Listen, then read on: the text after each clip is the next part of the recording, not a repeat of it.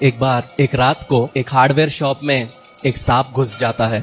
जब सांप दुकान के अंदर में जाता है, इधर उधर भटकता है, तो अचानक से जमीन पे एक आरी पड़ी हुई थी जिससे लकड़ी काटते हैं, और सांप का पूंछ उस आरी को टकराता है। और जैसे ही वो आरी को टकराता है तो सांप को लगता है कि ये तो मुझे मारने के लिए कोई है, और वो गुस्से में एकदम से क्या करता है, उस आरी को जाके काटता है।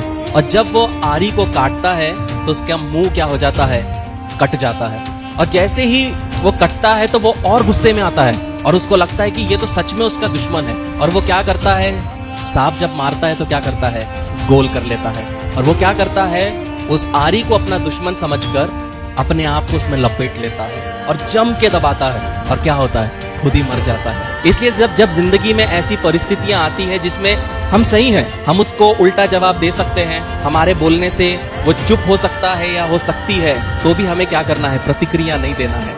अननेसेसरी झगड़े में नहीं जाना है, अननेसेसरी लोगों को प्रूव करने नहीं जाना है कि मैं सही हूँ। सही समय पे परमेश्वर हर एक चीज जो अंधकार में है उसको ज्योति में लाएगा। बस परमेश्वर के हाथ में वो व्यक्ति को दो, उस परिस्थिति को दो, और आगे बढ़ते जाओ, वरना वही हाल होगा जैसा सांप का हुआ। आप अपने आप से, अपने हाथों से आपके जीवन के ऊपर के अभिषेक को, आपके जीवन के ऊपर के बुलाहट को, आपके जीवन के ऊपर परमेश्वर के आशीषों को आप खुद ही खत्म कर दोगे।